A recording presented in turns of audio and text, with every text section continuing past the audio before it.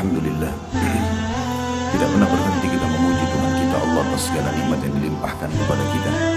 Kesehatan, kekuatan, dan segala fasilitas yang luar biasa. Kalau ingin dinilai dengan harta manusia, maka tidak akan pernah cukup untuk membayarnya. Jadi kita panjatkan salam hormat kita, salawat dan taslim yang telah diperintahkan oleh Sang Pencipta Allah untuk diucapkan kepada manusia terbaik, sebaik-baik suri tauladan. Siapapun yang mencontohi manusia terbaik ini pasti hidupnya akan tentram, bahagia, kemenangan akan diperoleh dari musuh-musuh, dan juga solusi-solusi terbaik dari masalah-masalah dunia yang sedang dilalui. Karena memang tergambarkan dalam kehidupan manusia terbaik ini seperti apa yang tadi sudah digambarkan: ketentraman jiwa, ketenangan, kemenangan, dan juga solusi yang terbaik dari masalah-masalah. Sang Pencipta Allah memerintahkan kita secara khusus orang-orang beriman untuk mengucapkan salam hormat kepadanya, dan akan dibalas 10 kali rahmat atau karunia dari Allah secara langsung. Maka sangat wajar kalau kita selalu mengucapkan salawat dan taslim kepada Nabi besar Muhammad sallallahu alaihi wasallam. Melanjutkan bahasan kita menjadi muslim, dan kita melanjutkan adab terhadap sesama makhluk, secara khusus adab suami istri. Dan kita akan masuk pada pagi ini, semoga Allah berkahi, adalah hak-hak istri terhadap suami. Jadi ibu-ibu boleh menuntut ini, tanda kutip, dengan cara yang santun kepada suaminya. Karena ini hak langsung dari Sang Pencipta Allah. Bapak-bapak wajib tahu ini, sehingga mengamalkan bukan karena istrinya, tapi karena perintah dari Sang Pencipta Allah. Saya pernah jelaskan di pertemuan sebelumnya, pentingnya seorang muslim menjadikan semua yang ada di sekitar dia ini adalah penyebab dia mendapatkan rahmat Allah. Seorang suami berbuat baik sama istrinya bukan karena istrinya, tapi karena Allah, sehingga tidak ada kejenuhan dalam berbuat kebaikan itu. Begitu pula seorang istri dalam melayani suaminya, semua karena Allah, sehingga tidak ada kejenuhan. Karena manusia bisa melalui masa-masa di mana dia jenuh, lesu, marah, sakit, ya. Atau mungkin pada saat dia senang. Jadi kalau kita niatkan memang karena Allah, kita akan bisa melaluinya. Bukankah pada saat ibadah haji kita kerjakan capek sebenarnya? Penerbangan pesawat 9 jam, panas, harus tinggal di kemah, di Mina, di Arafah, di Muzdalifah. Tapi tidak pernah ada orang yang ikhlas berangkat haji karena Allah, pulang ditanya mau berangkat lagi, dia bilang enggak. Pasti mau saja. Mau berangkat lagi haji? Iya. Orang yang menjawab iya itu karena dia ikhlas. Kalau orang yang tidak ikhlas berangkat, terpaksa, hanya mau ngetes, nggak bakal mau kembali lagi. Seperti itulah kurang lebih fenomena kehidupan kita semuanya. Kita tidak akan jenuh dalam menjalani rumah tangga, karena ibadah rumah tangga ini ibadah yang sangat panjang. Semenjak akad nikah sampai kita meninggal, terus menerus kita lalui kehidupan itu. Maka butuh ilmu yang kuat, sehingga mendatangkan keimanan yang kuat, dan akhirnya pengorbanan atau cinta dan pengabdian juga maksimal. Kalau diniatkan karena Allah, semuanya kita akan tenang. Mau baru menikah sampai punya anak 10 pun tetap sama, nggak ada bedanya. Orang mukmin tidak akan berubah. Bagaimana dia bermuamalah di hari pertama, di bulan pertama yang dikenal dengan bulan madunya, akan sama sampai dia meninggal dunia. Semua muamalah yang baik, santun, menasehati, meluruskan, berkorban, itu akan terjadi karena niatnya dari awal karena Allah. Tapi kalau karena disuruh oleh orang tua, karena kebetulan cuma punya rasa cenderung, ya, apalagi yang bahaya itu orang kalau cenderung hanya karena fisik. Karena kapan fisik pasangannya berubah, udah mulai keriput, udah mulai ada ubannya, maka bisa berubah semuanya. Atau orang menikah hanya karena duit. Pada saat suaminya kaya, iya, pada saat sudah bangkrut ditinggal. Itu banyak terjadi. Atau maslahat-maslahat dunia yang lain. Maka tentu setelah target tercapai dia akan selesai. Ini akan berbeda dengan orang yang mengikhlaskan niatnya karena Allah. Mau muda, mau tua, mau sehat, mau sakit, ini pasangan saya. Peluang untuk mendapatkan surga darinya, selesai. Gak ada kata-kata jenuh, gak ada bosan. Ummu Salamah radhiyallahu anha, istri Nabi SAW, orangnya sangat tua. Saking tuanya sudah nggak bisa layan Nabi SAW lagi biologis. Bahkan malamnya buat Aisyah radhiyallahu anha jemaah. Jadi Nabi SAW bertahan. Bukan berarti karena sudah tua tidak bisa lagi ideologi selalu ditinggal. Udahlah nggak apa-apa. Ya, bisa nikah dengan yang lain. Siapa yang tidak suka dengan Nabi SAW. Tapi beliau menggambarkan rumah tangga itu. Bagaimana menjadikan pasangan ini adalah sebab kita mendapatkan derajat tinggi di surga. Hanya dengan senyum, hanya dengan bertutur kata yang santun, hanya dengan melayani, hanya dengan berkorban sedikit dengan uang, selesai. Dan ada ceramah saya di YouTube yang saya berikan judul Jalan Tol Menuju ke Surga. Itu rumah tangga. Makanya syaitan luar biasa ingin mengacaukan rumah tangga itu. Ada saja hal-hal yang dijadikan pemicu untuk kita ribut, untuk kita ya, tidak berinteraksi. Sebab senyum, sentuhan, biologis, bermesraan, pahala semuanya. Maka syaitan harus mengacauin itu. Kadang-kadang subhanallah gara-gara satu tutur kata yang salah dari pasangan kita sudah nggak berhubungan 2 hari, mungkin 1 minggu, mungkin 1 bulan, bahkan mungkin sudah sampai pada perceraian. Kenapa? Kalau kita rentet historinya hanya karena mungkin dia dianggap oleh pasangannya berkata kasar, mungkin anggapan dia. Siapa tahu memang pasangan kita begitu cara berbicaranya. Harus kita mengerti, rangkul dia.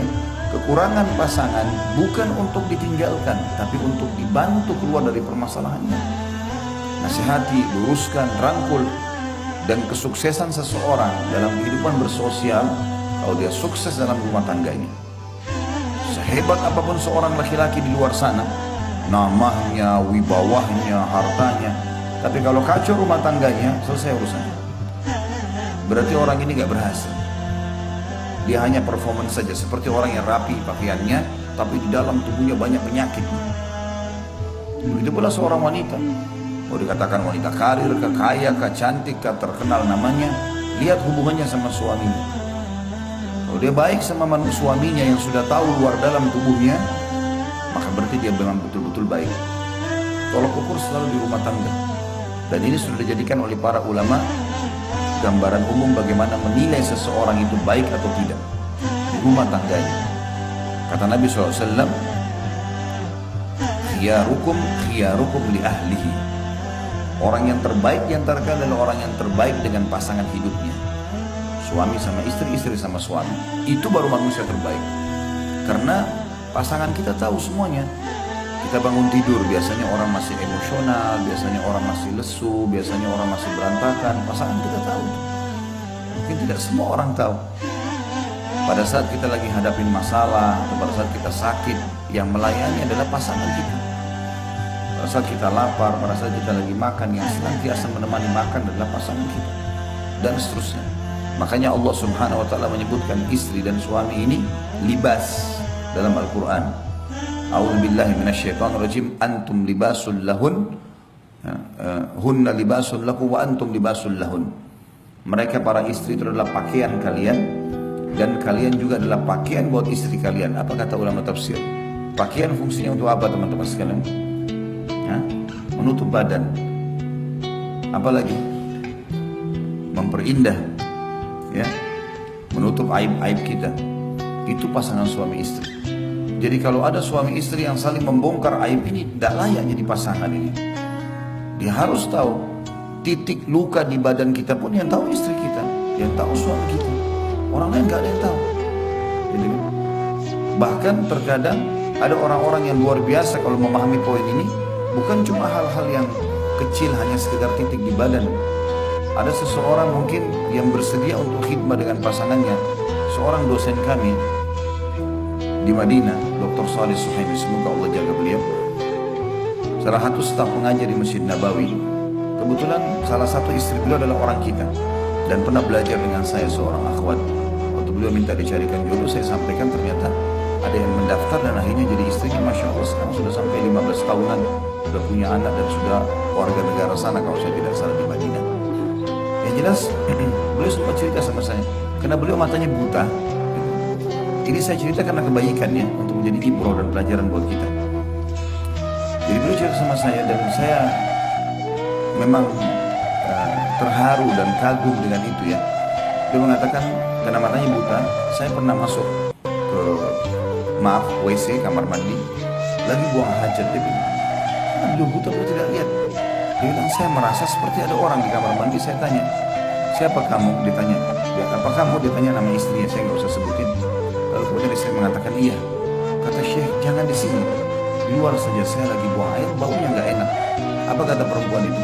Kata Syekhnya, ini gara-gara kata-kata ini saya makin menghormati dia, saya makin mencintai dia. Dia bilang, sudah tradisi suku kami di Indonesia, itu kalau suami buang air besar dibersihin, dia yang bersihin. Kata Syekhnya, saya berterima kasih luar biasa dengan kalimat itu, tapi biarkan saya bersihkan diri saya sendiri. Setelah dia bersihkan, Syekhnya keluar lalu berbicara mengatakan, saya belum pernah menemukan ada istri walaupun beliau poligami yang memiliki niat seperti kamu. Luar biasa kebaikannya. Jadi ada orang sampai pada tingkat khidmah pada pasangan itu udah melampaui rata-rata yang apa yang dibayangkan oleh umumnya orang, atau bahkan tidak dibayangkan. Jadi memang pasangan suami istri itu adalah hal yang luar biasa. Saya sudah pernah jelaskan teman-teman sekalian, kalau orang tua kita meninggal, laki-laki, misalnya kita laki-laki di sini, ibunya meninggal, ya, maka dia tidak boleh mandikan ibunya, karena melihat aurat kan. Ibunya sudah dewasa, dia juga sudah dewasa, nggak mungkin. Yang boleh mandikan sesama jenis, anak perempuannya. Kalau ayah kita bebas, kita boleh mandikan laki-laki sama laki-laki. Yang boleh mandikan perempuan. Sekarang balik juga, akhwat kita, umahat kita di sini tidak bisa memandikan jenazah ayahnya karena melihat aurat. Perhatikan di sini, suami istri boleh. Sesuai dengan sabda Nabi SAW kepada Aisyah, wahai Aisyah, kalau seandainya kau meninggal duluan, aku akan memandikan dan mengurus jenazahmu. Karena sudah bebas untuk melihat aurat. Kita tahu juga anak-anak kita kalau sudah sinut tamyiz, umur 10 tahun, nggak boleh lagi kita mandiin. Laki-laki sini nggak boleh mandiin anak perempuannya atau lihat badannya walaupun belum balik. Ibu-ibu juga begitu pada anak laki-lakinya, 10 tahun sudah nggak boleh. Dan umumnya Allah sudah buat mereka punya rasa malu. Biasanya kalau kita mau lihat, enggak, dia nggak mau tutup pintu segala macam, itu bagus, positif, nggak ada masalah. Tapi yang kita ingin titik beratkan adalah suami istri berlaku pada mereka segala sesuatunya. Yang selama ini badan kita selalu kalau masuk kamar mandi tutup, yang selama ini kita kalau mau keluar selalu tutup dengan kain, mereka bisa mengetahuinya atau pasangan kita bisa mengetahui. Jadi perlu difahami poin ini teman-teman sekalian. Ya.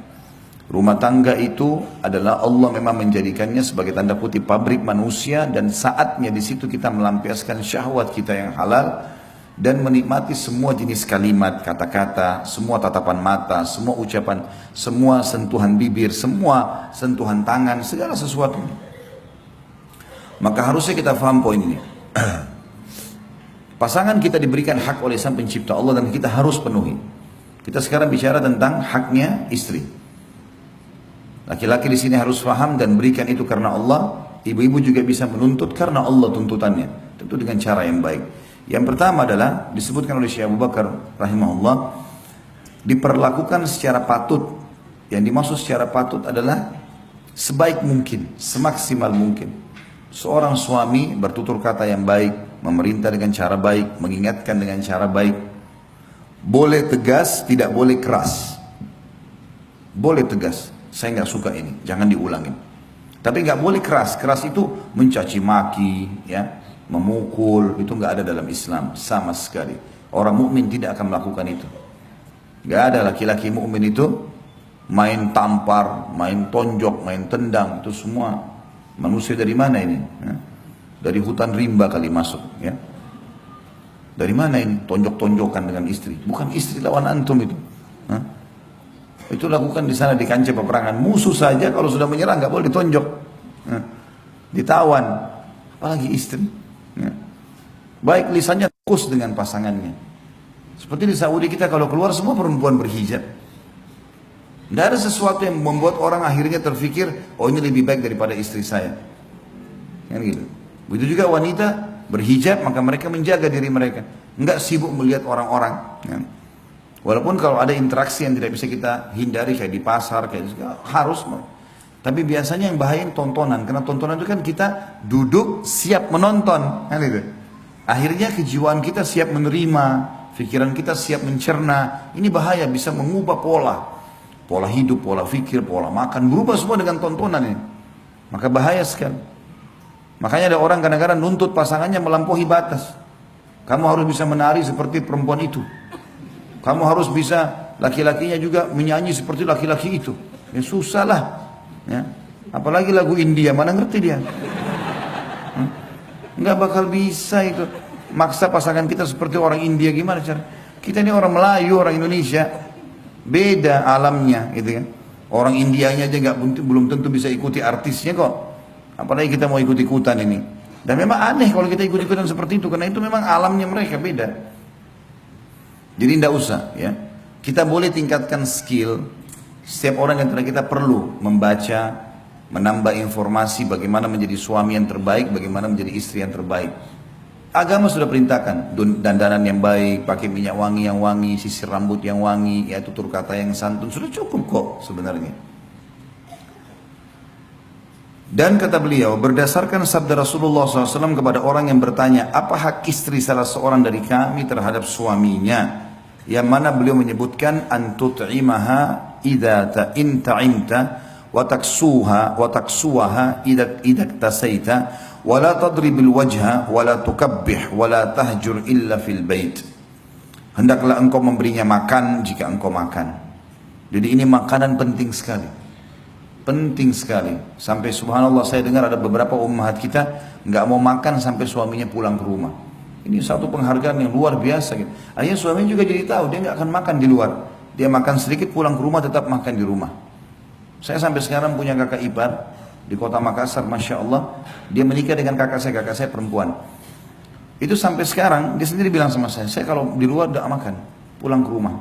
Karena dia panggil nama kakak saya, dia bilang masak buat saya. Jadi sudah bertahun-tahun anaknya sudah sampai menikah, sudah ada cucunya malah. Tapi memang dia merasa makanan itu penting, punya pengaruh besar ya. Jadi ada orang subhanallah makan pikirin dirinya sendiri. Nah. Dan kalau suami pulang temani duduk makan. Istri sudah masak, teman-teman biar kenyang, incipin makan sedikit. Duduk, puji makanan itu. Royal dengan pujian kepada pasangan penting. Puji, nggak apa-apa. Asal betul, tidak ada kedustaan. Gitu kan? Dalam arti kata sini pujiannya positif. Misal kita mengatakan, makanannya Masya Allah masih hangat ya. Yang positifnya mana? Mungkin makanannya asin, tapi kita cari yang positifnya. Oh ini makanan hangat enak ya. Cocok kalau musim lagi udara begini. Ini pas sekali bumbunya atau apalah ya. Mungkin kalaupun ada kekurangan sedikit nanti lain kali dikurangin ininya ya. Dengan santun, dengan baik ya. Kan bisa semuanya nih. Asal mau saja masalahnya. Kita kadang-kadang tidak mau atau bahkan mungkin belum punya pengalaman, belum tahu akhirnya tidak melakukannya. Atau mungkin kedangkalan pemahaman terhadap hukum syar'i. Rasulullah SAW menyebutkan hak pertama bukan rumah, bukan transportasi, makanan. Berarti makanan punya pengaruh besar loh. Sampai saya pernah bilang di dalam pelatihan rumah tangga, saya bilang ibu-ibu kalau mau suaminya tenang di rumah, penuhi 3 hal. Tatapan matanya, perutnya dan kemaluannya. Karena memang wanita, laki-laki itu suka kalau dia pulang ke rumah, semua sudah rapi, istrinya sudah wangi, tatapan mata. Dia akan rindu untuk cepat kembali ke rumah. Ya. Kalau setiap pulang ke rumah, ngomong, mulutnya Masya Allah baunya, ya. Dekat sedikit juga ketiaknya baunya Masya Allah. Ya. Larilah si suami. Dia berharap pulang, kapan istri saya tidur nih, mudah-mudahan. Kalau saya pulang dia sudah tidur. Ya. Karena takut ketemu. Kadang-kadang ada perempuan gitu dinasihatin. Bagaimana cara bahasanya? Ini saya baru beliin odol baru ya. Nggak ngerti dia. Ini odol baru, ini wangi gitu. Dia nggak ngerti, oh iya dikasih pembantu. Atau dia taruh saja dia nggak pakai. Ini harus peka memahami masalah-masalah seperti ini. Sensitif sekali. Baiklah, masalah makanan penting. Dan teman-teman kalau makan sesuatu di luar enak, laki-laki belikan istri. Bawa ke rumah. Ini tadi saya makan enak, beliin. Oh saya sudah kenyang nggak apa-apa, yang penting kamu sudah tahu, tadi saya makan ini. Kan dia merasa ada kontak batin. Karena makanan kita perhatian, begitu juga dengan istri. Beli makanan apapun, keluar sama teman-teman, lagi ke Bogor, lagi kemana, keluar sama keluarga, tentu ada mahramnya misalnya sama keluarga. Kemudian pulang bawa makanan khas. Tadi saya makan ini enak loh. Ya. Bungkusin, buatin buat suami misalnya, itu penting. Memberinya pakaian jika engkau berpakaian. Ini yang tadi saya bilang berimbang di antara keduanya. Berimbang ya. Pakaian-pakaian dipakai semuanya bagus, santun, baik ya. Dan boleh kita menikmati pakaian ya, tidak ada masalah. Janganlah memukulnya pada wajah dan jangan menjelek-jelekkan. Ini yang paling banyak berbekas pada jiwa wanita, bapak-bapak sekalian. Jangan pernah jelekin dia. Udah selesai. Gak usah bilang kamu dasar pendek, kamu dasar gembrut, kamu dasar begini. Ini hindari semua. Karena kata-kata yang kita ucapin itu terekam sampai dia mati. Kata-kata yang dia ucapin bagi kita sudah dibuang.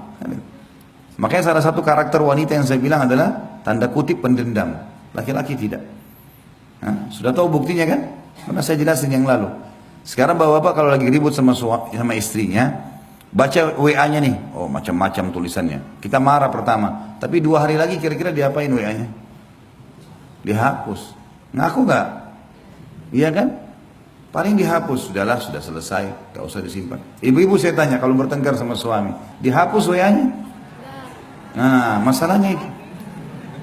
Biar sudah 1 tahun yang akan datang lagi baikan nih, lagi keluar kota sama-sama. Terus sempat tersebutkan ada satu masalah yang dulu, itu kan dulu pernah begini. Bahkan kau pernah WA begini. Enggak, kata suaminya, mana? Ini buktinya. Masih ada. Nah, jadi perempuan tuh cocok jadi penyelidik. Suka nyimpan-nyimpan. Sekarang ibu-ibu saya ajar caranya, ikuti cara laki-laki dalam masalah ini. Ada sesuatu, udah selesai, clear masalahnya, hapus semuanya. Gak boleh disimpan. Karena itu pemicu syaitan. Bahaya sekali. Gak usah ingat-ingat kata-katanya lagi. Sudah selesai. Orang mukmin harus clear. Allah saja kalau kita minta maaf dimaafin kok. Dan dihapusin semua bekas-bekasnya. Masa kita enggak gitu ya. Jadi hati-hati. Jangan pernah memukul. Wajah terutama. Wajah itu dimuliakan sama Allah. Banyak orang tampar segala macam ini. Hati-hati bapak-bapak. Dan jangan menjelek-jelekkan. Jangan menjelek-jelekkan. Wajah istri untuk dicium. Bukan untuk ditampar, ya, untuk ditatap, bukan untuk ditampar. Hati-hati. Banyak laki-laki yang luar biasa kasarnya. Ya. Jangan menjelek-jelekan, jangan pernah jelekkan dia, jangan pernah jelekkan perbuatannya, karena berbekas semuanya. Jadi rangkul untuk keluar dari masalah itu. Dan jangan memisahkan diri darinya kecuali dalam rumah. Ini yang tadi kita bilang hajar. Jadi nggak boleh pergi ke rumah orang tua, nggak boleh pergi ke rumah teman, di rumah saja. Jadi biar istri tahu kalau kita ada di kamar sebelah misalnya, ya, dihajar, dia tahu. Kalau sholat tetap kita bangunkan, nyalain lampu di kamar, sholat sudah subuh, lalu kita pergi. Ya. Seperti itulah. Dalam sabda beliau yang lain, tentu hadis ini diriwayatkan tadi Imam Abu Dawud nomor 2142 dengan sanad hasan. Dalam sabda beliau yang lain, Rasulullah SAW bersabda, "Ala wa haqquhunna alaikum an tuhsinu ilaihinna fi kiswatihinna wa ta'amihinna." Ingatlah bahwa hak mereka para istri terhadap kalian adalah kalian berbuat baik kepada mereka dan memenuhi pakaian dan makanan mereka. Itulah alam wanita. Bagaimana kita memberikan kepada mereka makanan dan pakaian yang membuat mereka puas dan suka. Ya. Dan juga sabda Nabi SAW, dan itu tadi hadis sudah kita sebutkan, diriwayatkan Imam Tirmidzi nomor 1163, dan sabda Nabi SAW selanjutnya adalah la yafruq mu'minun mu'minah in kariha minha khuluqan radiya minha akhar. Janganlah seorang mukmin membenci seorang mukminah istrinya jika ia membenci satu perilaku darinya, niscaya dia rela terhadap perilaku yang lain. Istri kita juga manusia. Misal ada perempuan menonjol sekali di masakan, itu kelebihannya, pujilah dia di situ. Mungkin dia kurang dalam penataan rumah. Mungkin ada perempuan dalam mengatur pakaian, kerapian rumah bagus, tapi nggak bisa masak. Kalau ada yang Allah berikan kepada kita, Masya Allah, wanita yang bisa mengatur semua itu sangat luar biasa. Udah rumahnya bersih, dianya bersih, masakannya enak, karunia dari Allah. Tapi seorang mukmin harus paham, kalau ada kekurangan istri, selama bukan pelanggaran agama ya, cuma masalah-masalah khidmah pelayanan, maka dia, kata Nabi SAW, janganlah seorang mukmin membenci seorang mukminah istrinya jika ia membenci satu perilaku, ada yang dia tidak suka karena kekurangan, niscaya ia rela dengan perilaku yang lainnya. Ini masalah bergaul dengan cara patut. Yang kedua, mengajarinya atau mengajari istri tentang perkara-perkara agama yang penting jika sang istri belum mengetahuinya. Ini penting sekali. Jadi seperti ummahat kita, akhwat kita diizinkan oleh suaminya pergi ta'lim, itu penting. Bapak-bapak jangan larang suami istrinya pergi belajar agama. Jangan larang. Karena itu maslahatnya buat kita sendiri sebenarnya. Kalau bapak-bapak memahami itu, ikhwah kita memahami berapa besar pengaruh kebaikan perubahan pada istri kalau dia pulang dari pengajian, maka dia tidak akan melarang. Karena perempuan pakai perasaan. Kapan ibu-ibu kena perasaan dari sisi agama beda dengan laki-laki. Kalau laki-laki mungkin dia tahu tentang sholat malam, tapi kalau dia capek dia mengatakan saya capek, mungkin besok aja saya sholat. Perempuan belum tentu begitu. Mungkin kalau dia kena perasaan secara keimanan, walaupun capek dia bisa bangun sholat malam. Kena perasaan beda. Ya. Di sini kita harus mengajarkan dan membiarkan mereka mendalami agama yang dalam, ya. Baik itu dengan cara hadiri pengajian atau kita memberikan fasilitas yang lengkap. Sekarang sudah ada internet, ya. Dengan segala macam perusahaannya berbeda-beda bersaing, sudah sangat cepat kita bisa pasang di TV ya. Saya pernah mengunjungi rumah seorang muslim saudara kita, dia lihatin ke saya, jadi dia sudah pakai internet yang cukup bagus di rumah, semuanya sudah tinggal acara ceramah.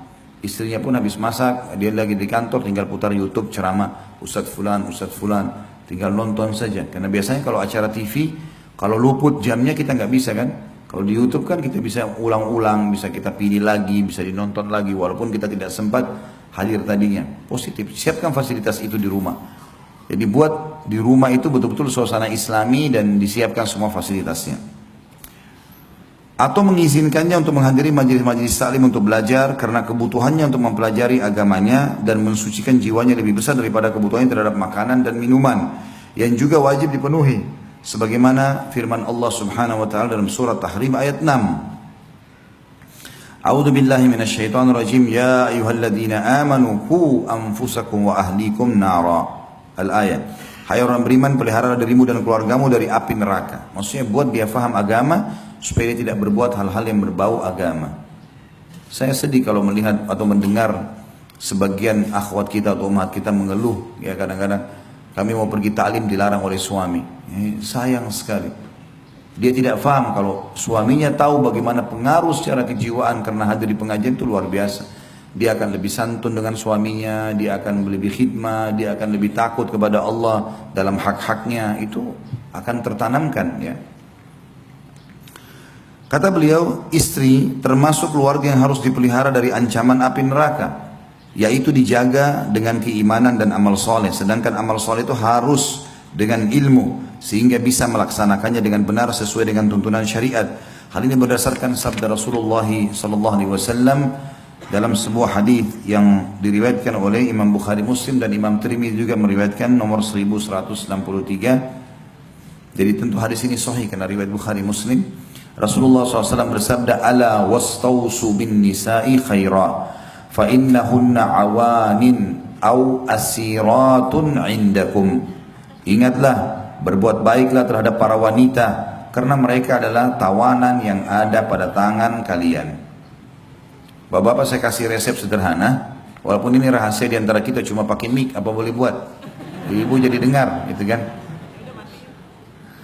Tidak bisa matiin, harus dengar gitu. Jadi kalau istri berbicara sesuatu, sekali lagi, omongan-omongan yang tidak nyaman, tinggalkan saja. Ditinggalkan maksudnya tidak usah dihiraukan, tetap ada di situ tapi nggak usah dihiraukan. Kita buat teh sendiri, kita buat kopi, kembali lagi dengarin, biarin saja, anggap orang sedang berdongeng. Biarin dia ngomong, nggak apa-apa. Itu kuncinya. Dan jangan terpengaruh dengan setiap statementnya perempuan, karena perempuan kalau sampaikan sebuah statement, dia tidak pikir jangka panjangnya, sekarang saja. Lagi marah ya sekarang, mau cerai, mau mati, mau apa, terserah, nggak mau tahu. Kalau kita laki-laki kan berpikir panjang, makanya perceraian ditaruh di tangan laki-laki. Kalau cerai di tangan ibu, satu hari berapa kali ibu ceraikan suaminya? Saya mau tanya. Terlambat sedikit, saya ceraikan kamu. Hah? Semua cerai. Jadi kalau mendengar kata-kata cerai dari lisan istri sudah biasa itu. Jangan dihiraukan, jangan menjadi beban pikiran. Nah, anggap angin lalu. Kalau dia ngomong sesuatu yang positif baru kita tanggapi. Itu yang dilakukan Umar bin Khattab. Istrinya marah, ngoceh-ngoceh, dibiarin sama Umar.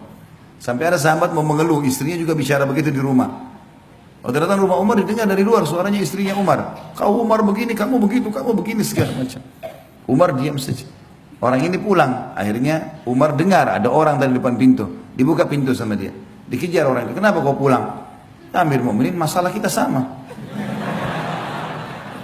Di rumah istri saya banyak ngomel-ngomel. Di sini juga Anda diomelin gitu. Dia bilang perempuan, dia udah masakin masakan saya, dia udah cuciin baju saya, dia jadi ibu anak-anak saya. Udahlah, anggap saja dia ngomel.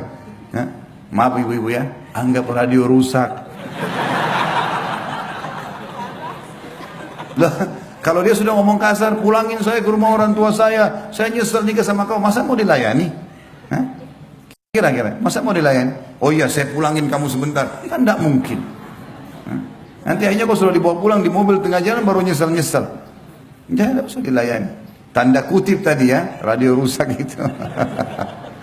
Hanya supaya mudah difahami.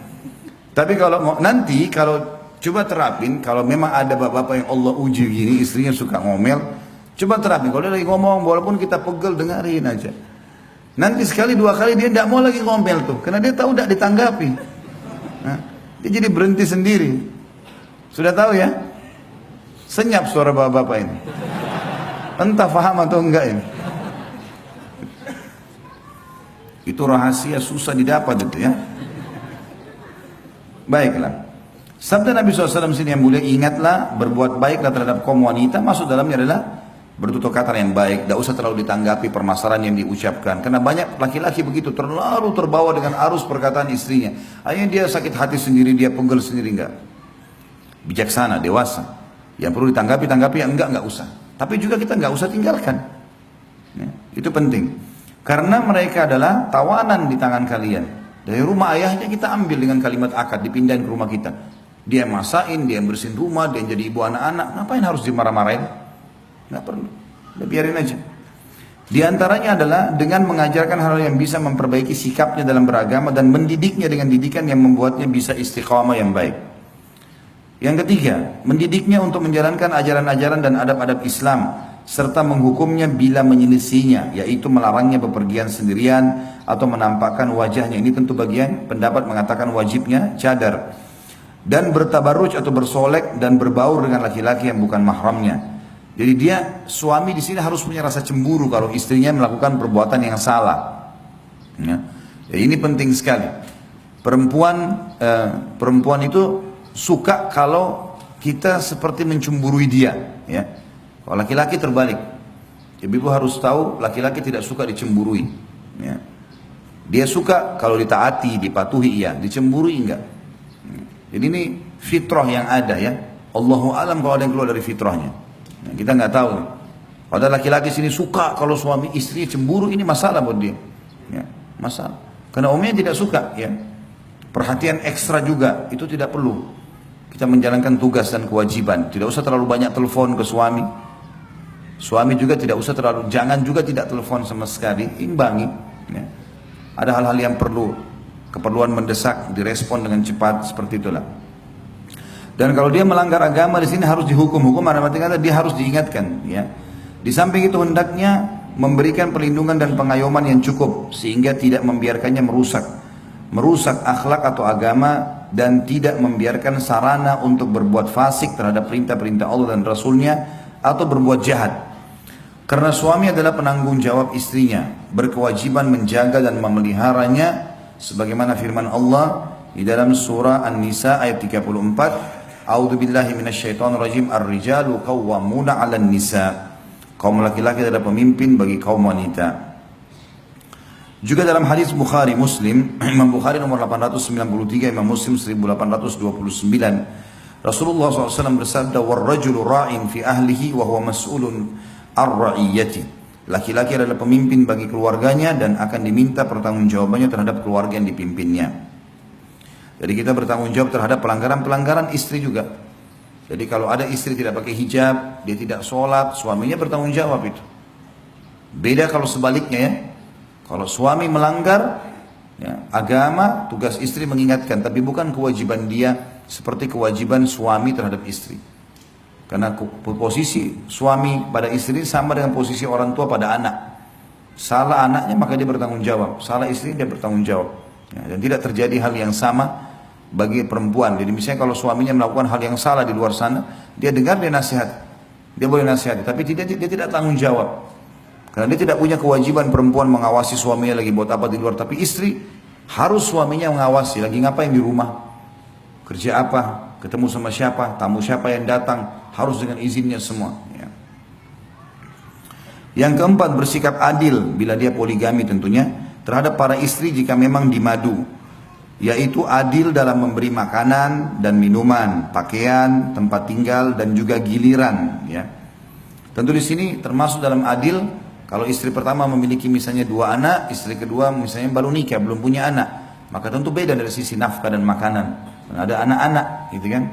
Kalau mau lebih adil lagi, maka setiap istri diberikan hak yang sama, kemudian nanti anak-anak diberikan hitungan sendiri. Maka itu jauh lebih tenang, ya, lebih baik. Memberi makan dan minum, pakaian, tempat tinggal. Dan kalau seorang suami berpoligami, dia berikan istrinya yang satu baju, misalnya ada pesanan harga 200.000 misalnya. Kita tahu yang istri yang lain tidak butuh baju itu, maka kita kasih nilainya. Tetap harus adil, nggak boleh tidak. 200.000 sini, 200.000 kasih ke sana. Buat penilaian, ya, yang harus ada, tidak boleh tidak. Walaupun istri kita tidak harus tahu dalam masalah poligami itu. Misalnya, ini tadi saya beliin baju dia, gitu kan, 200.000. Kamu kan tidak butuh, saya kasih duitnya. Nggak usah dibahasakan itu. Ya. Karena kalau dibahasakan nanti dia akan bertanya panjang. Bajunya seperti apa, warnanya apa. Ya. Nggak perlu. Kita sudah tahu, tulis di laptop atau di data kita pribadi di handphone kalau istri ini punya hak 200.000. Hak 1 juta. Karena yang ini kita kasih.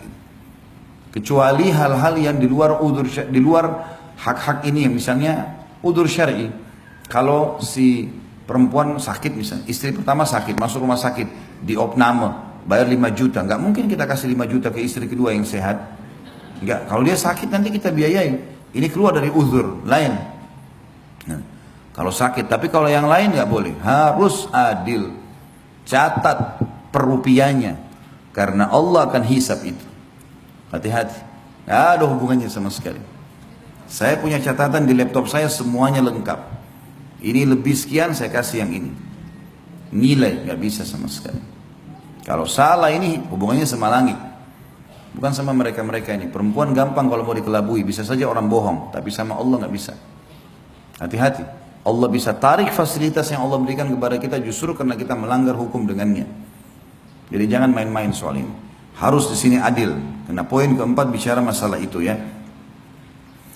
Dalam masalah giliran adalah mabit, hak mabit, dan ini tergantung bagaimana seseorang itu bernegosiasi kalau mabit. Nah, mabit masih bisa negosiasi. Misal saya datang 3 hari sekali atau saya bagi setiap hari satu. Normalnya sehari masing-masing. Kalau tidak, misalnya karena kesibukan atau beda kota, maka bisa negosiasi. Saya bisa datang waktunya sekian kali. Kalau dia mengatakan baiklah nggak masalah, si istri bertanazul namanya, ya, memberikan haknya, tidak apa-apa datang misalnya seminggu sekali atau 2 minggu sekali atau 3 itu nggak ada masalah, tergantung kesepakatan. Kalau itu disepakati khusus untuk masalah mabit, tapi kalau nafkah nggak boleh sama sekali. Dari sisi harta tadi harus sama. Dikatakan tidak berat sebelah dalam hal-hal tersebut atau curang ataupun aniaya, karena Allah yang Maha Suci dan Maha Tinggi telah mengharamkannya. Sebagaimana firman-Nya dalam surah An-Nisa ayat 3, A'udzubillahi minasyaitonirrajim, fa in khiftum alla ta'dilu fawahidatan aw ma malakat aymanukum. Kemudian jika kalian takut tidak dapat berlaku adil, maka kawinilah seorang saja atau budak-budak yang kalian miliki. Maksudnya harta rampasan perang kalau ada, kalau kita tidak bisa nikahi orang-orang yang bebas, maka nikahilah tawanan-tawanan perang itu dan diajak masuk Islam, ya. Seperti itulah yang dimaksud, supaya biasanya sisi maharnya lebih murah, pola hidup lebih sederhana, karena dia ingin diselamatkan dari keterbudakan itu.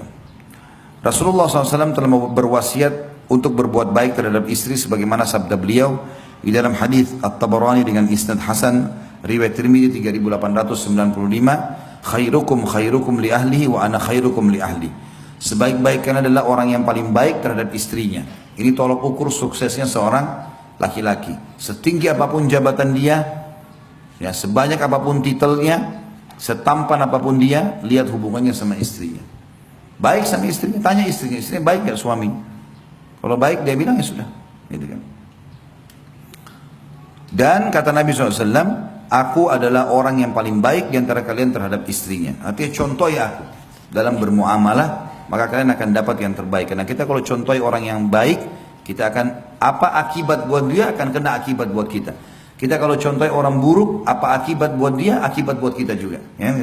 Orang kalau rajin ke masjid, sholat, orang baik, jujur, akibatnya apa dia? Namanya harum. Kita kalau ikuti sama kan akibatnya.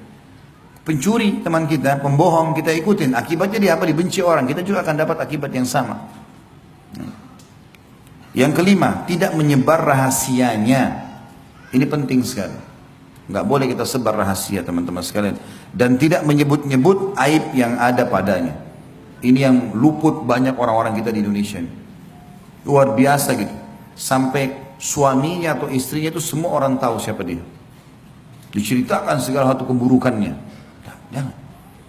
Walaupun sudah cerai, teman-teman sekalian nggak boleh ceritain aib orang. Nggak boleh. Orang umum saja nggak boleh kita ceritain aibnya, apalagi pasangan kita. Jangan. Ada orang dia jengkel karena salah satu perilaku atau dia tidak cocok, kemudian dia sebarkan sana sini. Itu tidak boleh. Tidak menyebarkan rahasia dan tidak menyebut-nyebut aib yang ada padanya. Karena suami adalah kepercayaannya dan yang dituntut untuk menjaga dan melindunginya. Hal ini berdasarkan sabda Rasulullah SAW, Inna min asyarrin nasi indallahi manzilatan yawmal qiyamah, ar-rajulu yufdi ila imra'atihi, wa tufdi ilaihi thumma yanshuru sirraha. Hadis ini hadis sahih riwayat Imam Muslim 1437.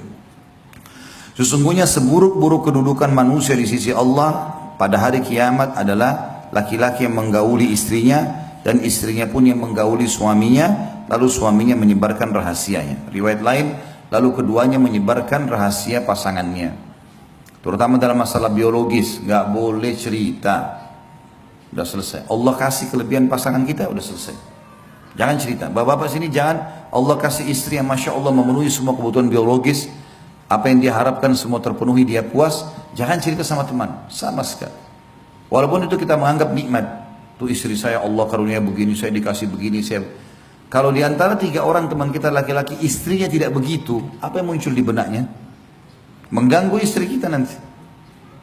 Bahkan itu banyak terbuka pintu-pintu perselingkuhan karena dia telepon istri kita atau dia WA dan dia menggunakan bahasa-bahasa yang diajarkan oleh syaitan untuk menunggangi kelebihan itu yang kita sudah ceritakan. Istri kita kan heran kok bisa dia tahu ya. Tapi dia bukan mengatakan dari suami, dia punya retorika syaitan yang membuat seakan-akan itu kelebihan yang dia harapkan dari wanita lain atau apalah. Terbuka masalah-masalah baru. Nggak boleh. Ibu-ibu juga begitu. Allah kasih suami yang Masya Allah puasin secara biologis, ibu merasa cukup segala macam, maka jangan ceritain ke perempuan lain. Kalau ibu ceritain ke teman-temannya, suami saya itu begini, suami saya begini. Kalau suami mereka tidak begitu, akan terjadi hal yang sama. Dia akan ganggu suaminya ibu. Dan dia akan menggunakan tadi sama kalimat-kalimat syaitaniyah. Seakan-akan dia berharap laki-laki seperti ini, seperti itu. Padahal itu ada pada diri kita. Akhirnya nanti kita terpengaruh. Kan itu. Jadi masalah. Makanya kata Nabi SAW di sini, sesungguhnya seburuk-buruk kedudukan manusia di sisi Allah, Allah benci sekali adalah pada hari kiamat nanti. Laki-laki yang sudah menggauli istrinya, dan istrinya pun menggaulinya, juga sama saling memuaskan, lalu suaminya menyebar rahasia itu, atau dalam riwayat lain keduanya menyebarkan rahasia itu. Kita sekarang masuk ke hak suami. Ya. Tadi itu adalah hak istri, sekarang berimbang kita bahas hak suami. Ini bapak-bapak bisa tuntut dari istrinya dengan cara santun. Ibu-ibu juga harus tahu supaya menjalankannya.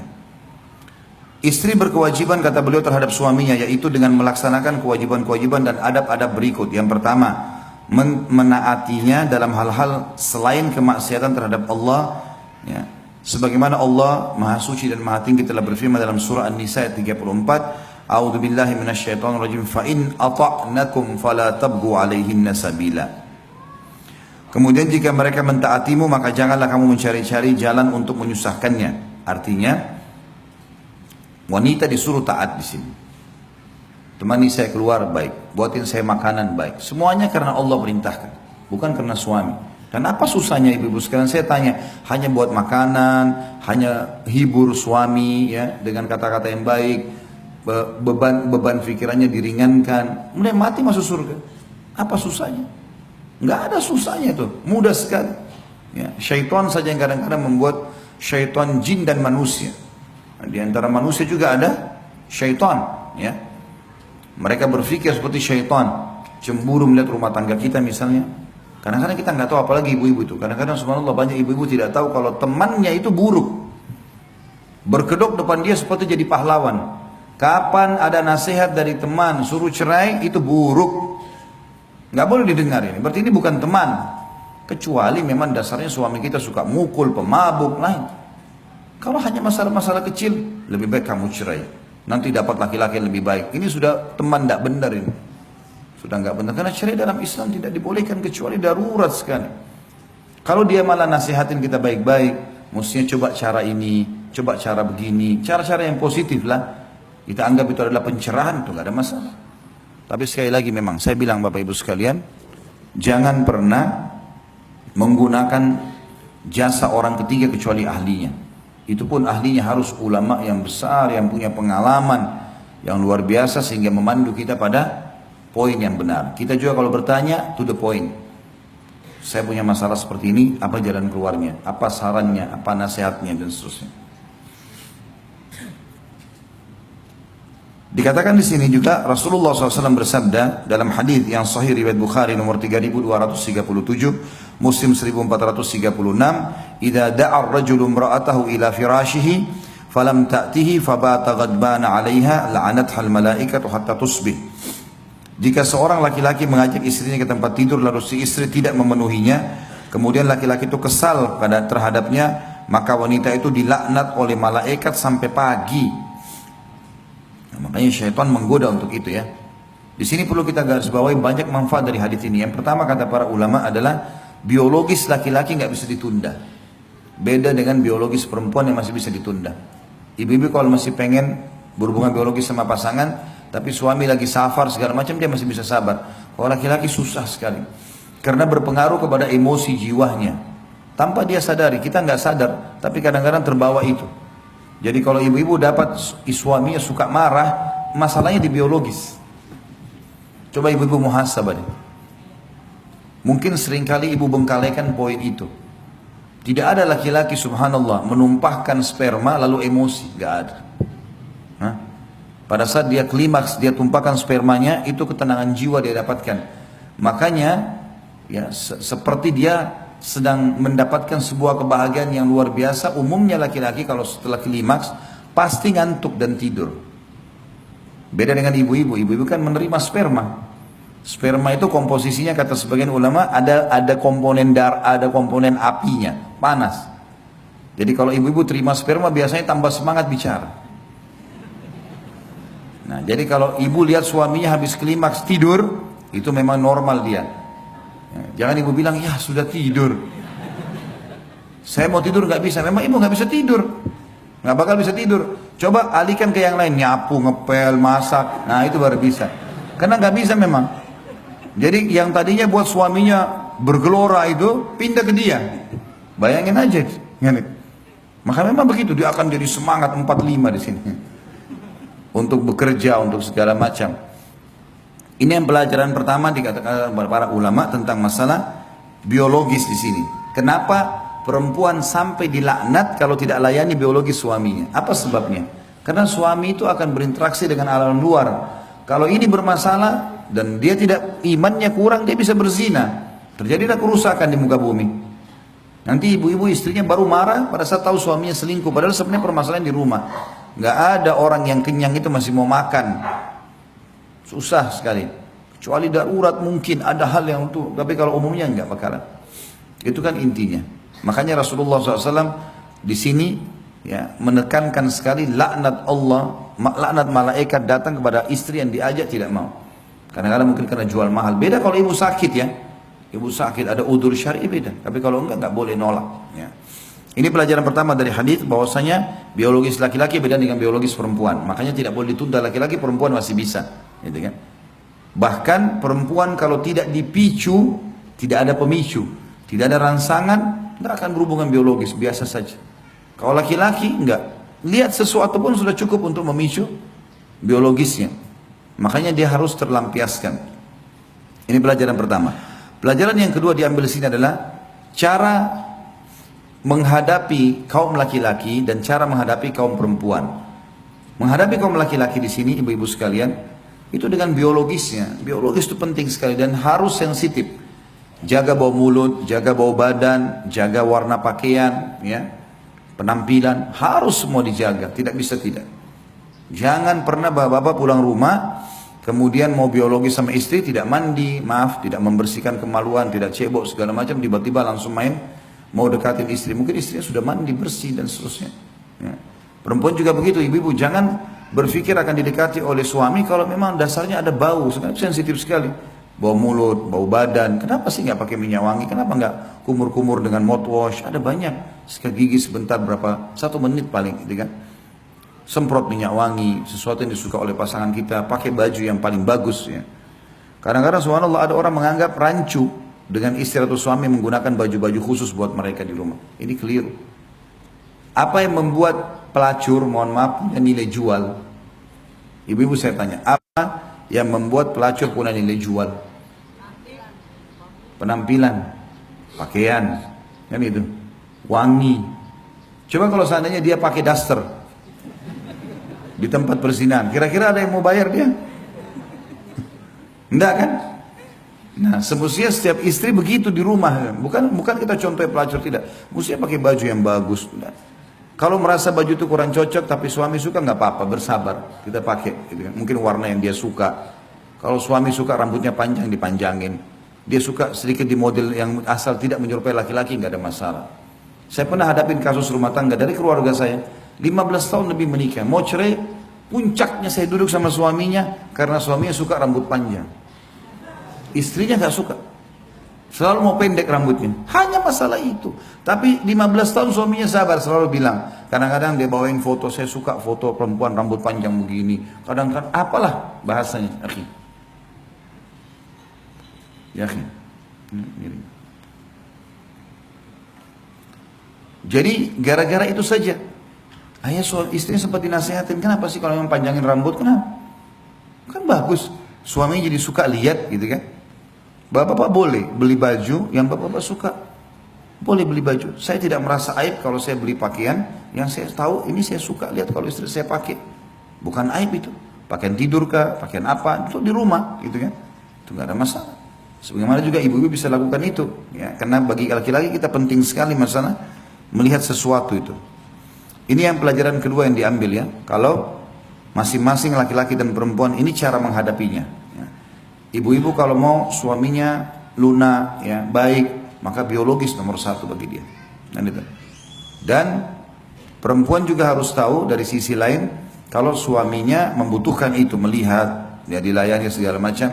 Laki-laki juga harus tahu untuk membuat supaya istrinya mau melayani biologis, dia penuhi semua tadi hak-haknya. Ibu-ibu sekarang kalau dikasih baju baru, dikasih sepatu baru, tas baru, gembira nggak kira-kira? Gembira. Nanti akhirnya bisa melayani biologis suaminya kan? Kalau suami nggak pernah bawa hadiah sama sekali di rumah, nggak pernah beliin baju, nggak pernah bawain hadiah apa, nggak pernah buat kejutan. Perempuan tuh suka dibuat kejutan loh. Nah, bapak-bapak, nggak ada yang ngantuk kalau saya bahas masalah ini ya. Kalau kita laki-laki nggak suka kejutan, malah kadang-kadang sempat marah, ibu-ibu jangan buat kejutan buat suami. Masak boleh lah, dia suka sesuatu mungkin. Tapi buat kejutan apa gitu kan, mungkin biasa saja. Kalau perempuan suka dengan kejutan, bapak buat kejutan sesuatu apa ya, yang membuat akhirnya dia gembira. Sehingga biologis bisa terpenuhi karena berhubungan dengan masalah perasaan. Juga ada sabda lainnya, beliau SAW bersabda dalam hadis yang sahih diriwayatkan Abu Daud nomor 2140, Al-Hakim meriwayatkan nomor 206 dan disahihkan oleh Tirmidzi di nomor 1159. Rasulullah SAW bersabda, "Lau kuntu amiran ahadan an yasjuda li ahadin la amartu mar'ata an tasjuda li zawjiha." Jadi hadis ini ada sebabnya sebenarnya ya. Pada saat Muadz bin Jabal radhiyallahu anhu kembali dari Yaman ke Madinah, tiba-tiba beliau sujud di bawah kaki Nabi SAW. Lalu kata Nabi SAW, apa ini Mu'adz? Berdirilah. Kata Mu'adz radhiyallahu anhu, ya Rasulullah, saya di Yaman melihat kalau orang-orang menghormati pimpinan mereka, maka mereka sujud di kakinya. Dan saya anggap anda orang paling layak untuk saya sujudi. Maka saya sujud kepada anda. Kata Nabi SAW, tidak. Hai Mu'adz, seandainya, ini hadisnya saksi bahasan ditulisnya, tapi saya awali dari awal kisahnya. Seandainya aku dibolehkan memerintahkan seseorang bersujud kepada orang lain, pasti aku perintahkan wanita sujud kepada suaminya. Perhatikan ya, tidak ada hadis ini bu yang berbunyi saya akan suruh anak sujud pada orang tuanya, nggak ada loh. Saking besarnya hak suami. Gak ada hadis yang mengatakan saya akan suruh anak-anak sujud kepada orang tuanya. Padahal orang tua luar biasa kedudukannya. Bahkan ulama mengatakan tidak dibolehkan sama sekali. Tapi Nabi berikan perumpamaan kalau boleh sujud selain Allah, saya suruh istri sujud pada suaminya. Ada juga seorang wanita datang kepada Nabi SAW mengatakan, ya Rasulullah, dalam hadis sahih, saya mau menikah. Orang ini belum menikah. Saya mau menikah, tapi saya mau tahu dulu apa hak suami saya, supaya saya tahu nanti saya berikan haknya. Kata Nabi SAW, kalau dada suamimu luka dan bernanah, lalu kamu bersihkan dengan lidahmu, bukan dengan kain, maka kau masih belum bisa memberikan haknya. Aisyah mengatakan radhiyallahu anha, hai para wanita, kalau kalian tahu hak-hak suami kalian dari Allah, maka kalian akan mengambil debu kaki mereka diletakkan di pipi kalian. Karena suami orang asing, bukan ayah kita, bukan kakak kita, tiba-tiba semua makanan, pakaian, tempat tinggal harus dipenuhi sama dia. Kadang-kadang bahkan ada, mohon maaf saya bahasakan ibu-ibu sekalian, ada istri yang tidak santun. Udah minta uang bulanan, marah-marah lagi. Hasil keringatnya orang diminta, marah-marah. Gimana? Tapi karunia Allah, Allah berikan kedewasaan dalam hati manusia. Laki-laki kadang-kadang walaupun suami istrinya begini, ya sudahlah, dikasih. Kadang-kadang minta maaf ya, telat. Padahal sebenarnya hasil keringatnya. Ya. Kalau mau dipikir siapa orang ini, enak benar. Saya yang banting tulang setengah mati. Kadang-kadang dihukum kalau telat. Ya. Harus nagih utang sana sini, tapi akhirnya dia yang habisin. Kasih makannya, minumnya, pakaiannya. Makanya haknya sangat luar biasa istri itu, suami itu. Harus diberikan di sini. Yang kedua, tadi itu mentaati pada hal yang ma'ruf. Memelihara diri dan menjaga kehormatannya. Menjaga harta dan anak-anaknya serta urusan rumahnya. Yang dimaksud dengan menjaga harga diri adalah tidak interaksi sama lawan jenis. Ya. Sudah cukup, tidak ada poliandri dalam Islam. Perempuan tidak boleh punya dua suami, satu suami. Tidak ada poliandri. Poligami bagi laki-laki ada. Tapi poliandri tidak ada. Maka sudah ada suami, selesai. Gak ada lagi laki-laki lain, sudah selesai. Lampiaskan di situ perintah-perintah agama, ya, semua yang dibutuhkan dari lawan jenis, sudah selesai. Sampai meninggal, insya Allah masuk surga. Kemudian yang dimaksud dengan menjaga harta dan anak-anak adalah titipan suami. Makanya saya pernah bilang kalau dalam bab nafkah, misal ibu dikasih, ini nafkah ya 10 juta. Kemudian ternyata pengeluaran kita tiap bulan 8 juta. 2 jutanya harus dilaporin ke suami. Ini ada lebih 2 juta ya. Bagaimana? Kalau kita dengan santun baik kan misalnya suami bilang sudah gak apa-apa buat tabungan kamu misalnya. Sudah jadi halal buat ibu. Itu pun kalau sumbernya dari suami nanti misalnya 2 juta ini tiap bulan ibu tabung. Misal dalam setahun kali 12 kan jadi 24 juta. Terus ibu mau investasikan, ibu bahasakan, jangan tidak. Gak boleh. Saya mau usaha ini ya, pakai uang ini sudah saya tabung sekian. Maka insya Allah jalankan halal. Kecuali memang dasarnya uang itu dasarnya uangnya ibu sendiri. Misal ibu dapat warisan, ibu memang sebelum nikah sudah punya usaha, itu lain. Itu biar ibu keluarkan tanpa sampaikan suami, haknya ibu tuh, haknya ibu. Suami nggak punya hak di situ. Tapi kalau sumber dari dia nggak boleh, harus disampaikan. Menjaga anak-anak juga ini, ibu-ibu harus tahu, boleh pakai pembantu, boleh pakai babysitter, tapi tidak boleh membiarkan anak dididik oleh mereka. Banyak anak-anak muslimah akhlaknya seperti akhlak pembantunya. Nah, memang dia tidak pernah urus sama sekali. Bangun tidur, dia tinggal mandi, makan, keluar. Anaknya mana cuma dilihat sebentar. Oh sudah mandi, sudah selesai. Nah, bukan itu. Duduk, ajarin kalimat-kalimat yang baik. Duduk, ya, ajarkan agama. Kalau lagi dimandiin sama pembantu, lihat, datang, benar nggak cara mandinya? Mungkin anak kita masih belum bersih cara mandinya. Mungkin dipaksa, gitu kan? Saya pernah temukan anak saya, setiap kali mau mandi, kayak orang yang ketakutan. Ketakutan luar biasa, kayak orang yang stres, trauma. Sampai saya panggil anak saya panggil anak laki-laki saya panggil, sini nak, coba masuk ke kamar mandi, saya coba mandikan. Alhamdulillah saya mandikan sendiri anak saya, umur 3-4 tahun, ya, sama sekali nggak nangis. Tapi saya lihat ternyata dia kayak orang trauma. Jadi selama ini kalau dimandikan oleh teman yang membantu di rumah ini, itu sering dipaksa. Ditutup itu kamar mandi, dipaksa, disiramin langsung. Kadang-kadang tidak nafas. Dia trauma dengan itu. Lihat kalau orang tuanya tidak awasin, saya bilang sama istri saya, lihat tuh. Bahayanya kalau kita cuma biarkan saja. Gitu kan? Dia mandi sama saya nggak trauma sama sekali. Dan saya lihat sendiri waktu saya mau siram kepalanya kayak orang ketakutan, nggak mau. Saya kasih dia timba, mandi sendiri nak.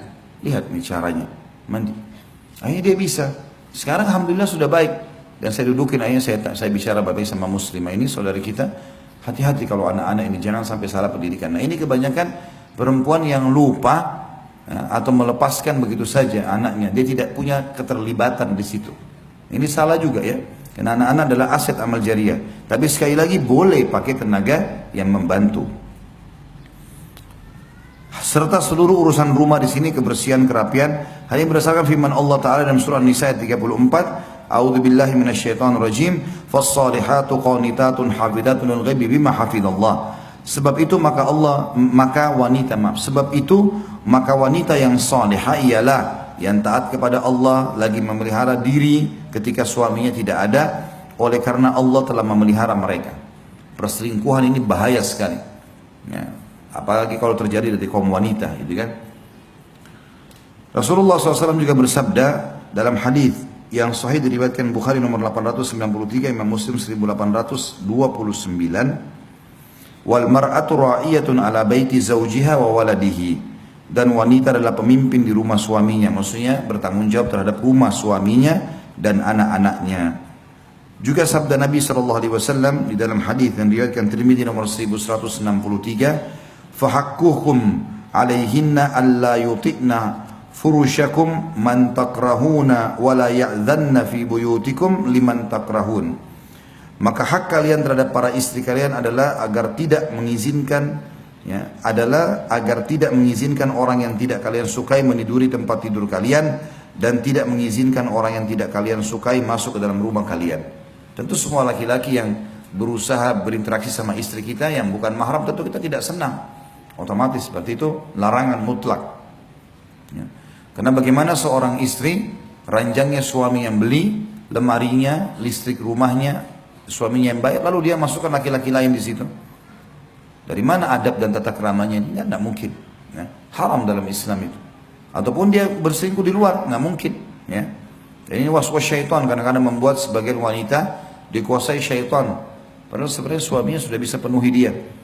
Sama halnya kalau suami punya kekurangan dalam masalah biologis, misalnya ejakulasi dini dalam masalah biologis, kita bisa terapi kok itu, kita bisa bantu suami, kita bisa membantunya gitu kan, supaya pikiran dia tidak berfokus ke situ.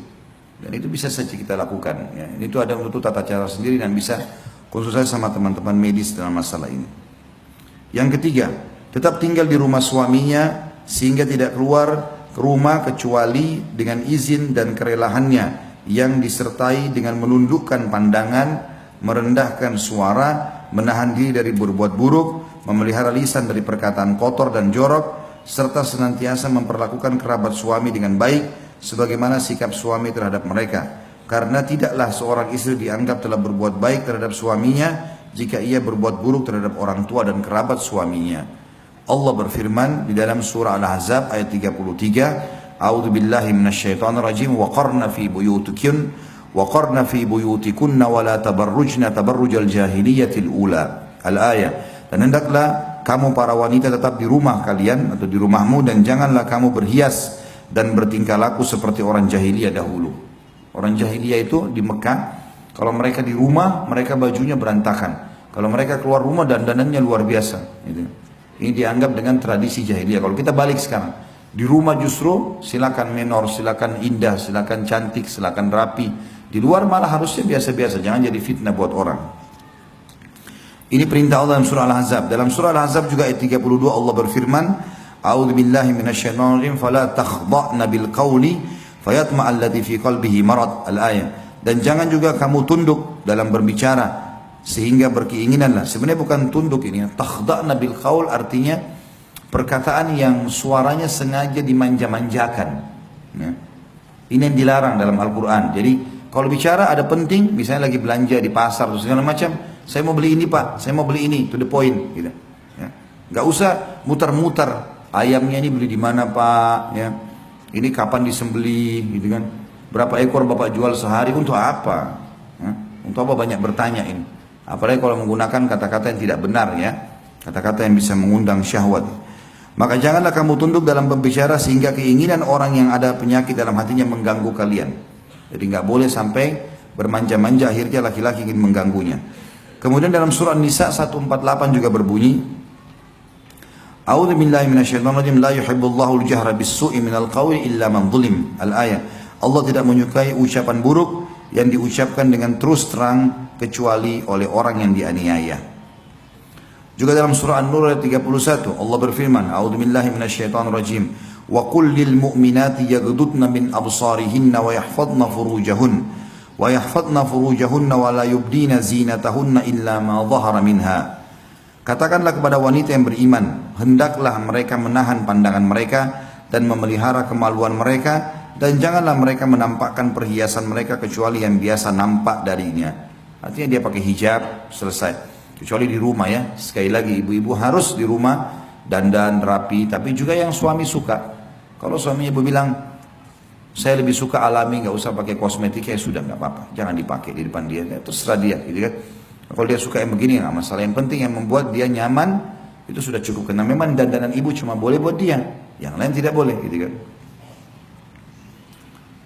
Kemudian Nabi SAW bersabda, khairun nisa'i allati idza nadarta ilaiha sarratka wa idza amartaha ata'atka wa idza ghibta anha hafidhatka fi nafsiha wa malik.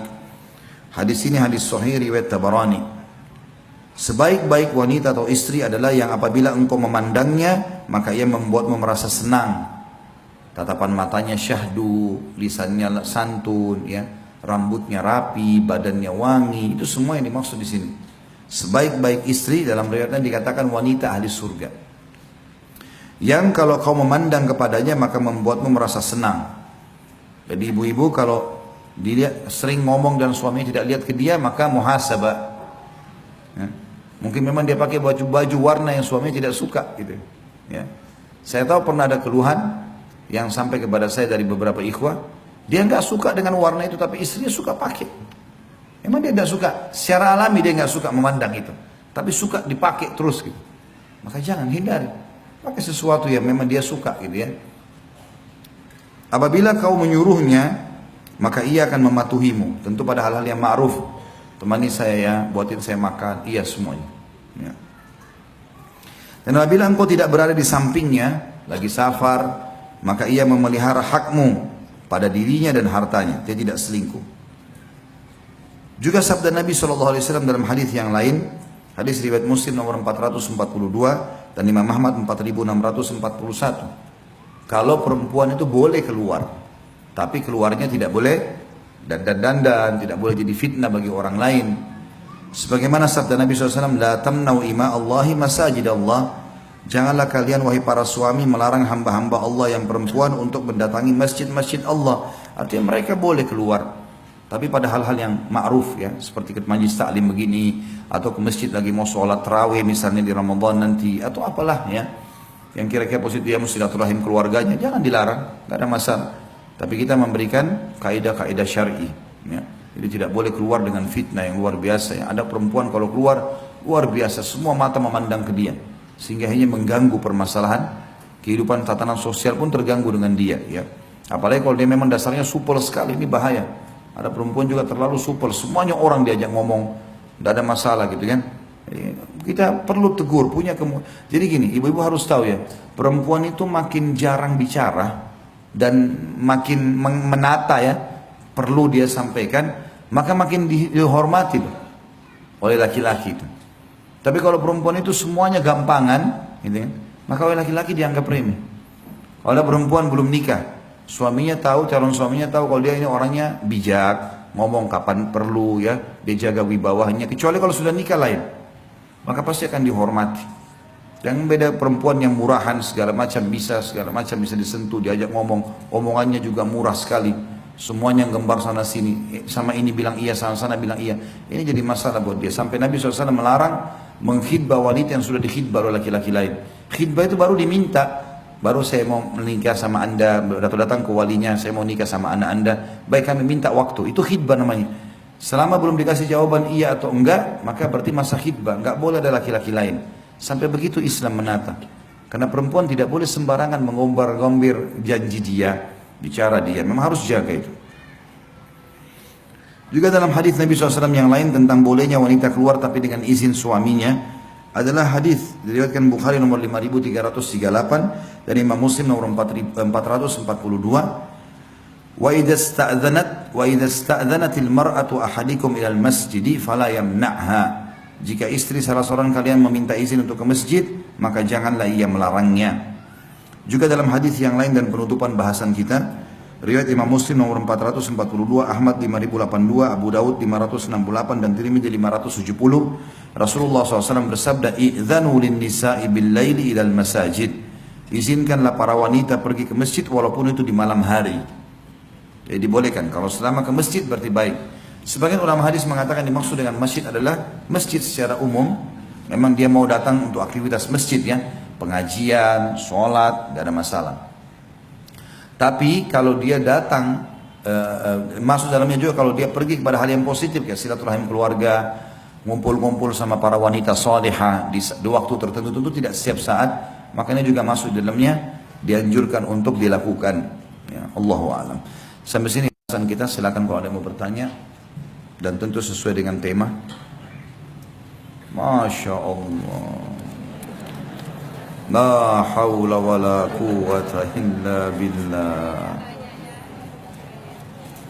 Saking banyaknya masalah dan orang yang bermasalah konsultasi sama dokter kejiwaan. Baiklah, jangan tersinggung ya, saya cuma bercanda tadi. 2 bulan kenal suami saya, disuruh menikah sama orang tua karena almarhum orang tua sangat mengerti agama. Saya sudah menikah 11 tahun. Dari awal menikah sampai sekarang saya selalu dianiaya lahir batin. KDRT, penghinaan, tidak ada nafkah batin dalam setahun kalau tidak diminta. Selalu selingkuh, berbohong, tidak berbuat. Apa ini? Soal apa ya? Tidak mungkin terbuka soal keuangan ya. Misal gaji 40 juta tapi cuma bilang 10 juta. Sampai dia kongsi bangun usaha sama adiknya sampai 5 tahun sudah berjalan, saya tidak tahu sama sekali apakah dibagi hasilnya. Terakhir awal Januari kemarin suami menganiaya saya lagi hingga badan biru semua. Dan saya lapor polisi karena saya sangat sakit hati sekali. Bersambung. Baik. Tapi akhirnya saya lihat anak, apa ini? Akhirnya saya lihat anak lagi dan cabut lagi LP yang udah 3 kali ini. Karena kasihan sama anak, tapi dia juga nggak berubah. Terakhir, apa ini? Dia mengatakan dengan lisannya yang tegas, gue ceraikan lu sekarang juga. Saya bilang ya apa-apa kalau memang cerai, asal urusin cerainya sampai selesai dan beri hak-hak saya atau aku dan anak-anak sesuai dengan hukum agama. Tapi sampai sekarang dia tidak mengurus surat cerainya dan saya masih di rumah. Juga apa ini? Panjang sekali, Masya Allah. Walaupun dia sering mengusir saya keluar dari rumah setiap dia marah, hanya karena masalah sepele. Apa yang saya harus lakukan, Ustaz? Sama sekali apa ini? Merasa tidak pernah mendapatkan kasih sayang suami. Pertama sekali, tentu kalau posisi saya sedang ditanya, saya akan jawab sesuai dengan pertanyaan. Ibu kalau ada di sini yang direkayasa, berdosa, jangan tunggangi fatwa. Itu dulu yang pertama. Yang kedua, setiap orang yang sedang ditanya hukum agama dan dia tahu, maka Rasulullah SAW sudah pesankan, kalau datang kepadamu seseorang yang matanya satu kecabut, jangan kamu terima sampai kamu sudah lihat rivalnya, lawannya. Mungkin dua-dua matanya sudah tercabut. Ya. Jadi saya tidak tahu, suaminya ibu ini saya tidak tahu, tentunya ibu yang berkeluh kesah. Kalau betul semua apa yang dibahasakan ini, maka tentu suami berdosa besar. Tidak memenuhi biologis, sering berdusta, dan segala macam hal yang dibahasakan tadi ini luar biasa. Dan bertahannya ibu dalam rumah tangga adalah ibadah. Ibu sekarang sedang panen pahala dalam masalah ini. Tapi perlu diberikan masukan-masukan, ya, perlu didoakan. Ya. Dan kalau memang betul kondisi seperti ini dan sudah berjalan bertahun-tahun tidak mau berubah, maka saran saya puncaknya, syaratnya ya, memang sudah berusaha, sudah ikhtiar, sudah nasihatin, sudah doakan, masih saja istikharahkan kepada Allah. Salat 2 rakaat, minta petunjuk sama Allah. Saran saya baca buku doa yang ada doa istikharahnya. Setelah salam, kalau tidak hafal boleh pegang bukunya, baca. Di antaranya kan, ya Allah, kalau seandainya perkara rumah tangga ini baik buat diriku, agamaku, ya kehidupan akhiratku dan kehidupan duniaku dan kehidupan akhiratku, maka berkahilah, mudahkanlah, gitu kan, dan catatkan sebagai takdirku. Dan kalau seandainya perkara mempertahankan rumah tangga ini buruk buatku, agamaku, urusan duniaku dan urusan akhiratku, maka pisahkanlah, ya. Pisahkanlah dan tunjukkanlah kebaikan dimanapun itu teradakan atau terarahkan. Saran saya seperti itu. Allah alam. Jadi ibu istikharah kepada Allah SWT kalau betul-betul sudah ikhtiar, ya, istikharah kepada Allah, minta kepada Allah petunjuk. Kalau memang Allah mudahkan dia akhirnya ajukan perceraian, berarti itu yang terbaik. Kalau misalnya dia tidak ajukan perceraian, ibu juga di rumah masih tetap ada nafkah, ya, masih ada rumah, anak-anak masih bisa diselamatkan dari sisi agama, mungkin memang Allah malah ingin tinggikan derajat ibu dengan cobaan ini, ya. Tapi kesimpulan dari semua yang pernah ditanyakan ini, teman-teman sekalian, memang wasiat agama penting, luar biasa itu. Agama menyuruh kita menikah dengan orang yang beragama. Beragama ini penting. Laki-laki diwasiatkan begitu, perempuan diwasiatkan begitu. Sudah sering saya bilang, hadis Nabi SAW, tungkahul mar'atu li arba'ah. Wanita umumnya dinikahi laki-laki karena 4 hal. Limaliha, karena kekayaannya. Lihasabiha, karena keturunannya. Lijamaliha, karena kecantikannya. Walidiniha, dan karena agamanya. Fadfar bidatid din taribat yadak. Pilih wanita yang beragama, hidupmu akan tentram. Itu bagi laki-laki. Bagi perempuan juga begitu. Rasulullah SAW bersabda, idza ja'akum man tardawna dinahu wa khuluquhu fazawwijuh illam taf'alu takun fitnatun fil ardi wa fasadun kabir. Takun fitnatun fil ardi wa fasadun kabir. Kalau hai wanita dan hai wali wanita, ayahnya, kalau telah datang kepada kalian laki-laki yang kalian ridhoi agamanya, beragama, sholat 5 waktu, faham agama, ya, dan akhlaknya, karena akhlaknya akan terbentuk perilakunya, santun tutur katanya, maka terima lamarannya, kalau tidak akan terjadi kerusakan di muka bumi. Fitnah dan kerusakan. Kata ulama, terjadinya perceraian dan kekerasan di rumah tangga. Cuma qadarullah masya'afal, ini sudah terjadi. Bagi yang belum terjadi, belum menikah, maka pilih baik-baik. Sampai kata Nabi SAW, wala amatun sauda'un kharma dhatud din khair. Wanita yang beragama walaupun budak berkulit hitam kharma, nggak ada pemisah hidungnya, lubang hidungnya satu, tetap beragama, itu lebih baik. Jadi saran saya tadi, Allah alam begitu, nasihatin, luruskan, kalau enggak istikharahkan, ikuti hasilnya setelah itu. 2 tahun yang lalu saya mengucapkan kata cerai dan langsung disetujui oleh suami. Setelah itu saya langsung pergi, dan memang sejak anak saya lahir sampai 5 tahun kami tidak serumah. Dan sekarang anak kami 7 tahun. Kami dipisahkan keluarga karena sering bertengkar. Anak dan suami di rumah mertua, dan saya tinggal sendiri, namun masih diberi nafkah lahir dan batin. Namun setelah lebih dari 3 bulan, di saat sedang berhubungan biologis, dia tidak berkata ingin rujuk, namun hanya karena kangen, karena takut pada keluarga yang tidak boleh kami bersama kembali. Apakah status kami sekarang, Pak Ustaz? Apakah masih sah pernikahan kami atau tidak? Saya mohon solusi yang terbaik menurut agama dari Pak Ustaz. Yang paling pertama begini, semua pertengkaran di rumah tangga hindari. Tidak usah ribut-ributan,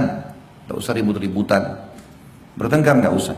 Saya sudah bilang tadi solusinya, coba besarkan jiwa kita, yang benar maafkan, yang salah minta maaf, begitu saja. Clearkan, dan kita harus berbesar jiwa supaya pertengkaran tidak terjadi. Itu dulu yang pertama. Yang kedua, kalau yang dimaksud sini berhubungan biologis, masih kangen segala macam, itu kan bukti kalau memang sebenarnya masih butuh, gitu kan. Kalau berhubungan biologisnya itu di masa iddah 3 bulan pertama pengucapan kalimat cerai, maka boleh rujuk dengan cara seperti ini. berhubungan biologis, walaupun tidak bilang kita rujuk ya, enggak. Makanya pada saat masa iddah 3 bulan dari masa pengucapan kalimat cerai, seorang wanita dianjurkan tidak tinggalkan rumah suaminya. Bahkan dia dandan, dia berbuat kebaikan-kebaikan supaya suaminya tertarik untuk rujuk sama dia. Di masa iddah, setelah masa iddah dia boleh keluar dari rumah suaminya. Kecuali kalau suaminya buruk, pemabuk segala macam, ini lain. Ya, atau bahkan bisa membahayakan jiwa dia, bisa membunuh, bisa memukul segala macam, itu lain. Itu dulu. Jadi kalau dia rujuk atau berhubungan biologis ini, rujuk itu tidak harus kalimat ya.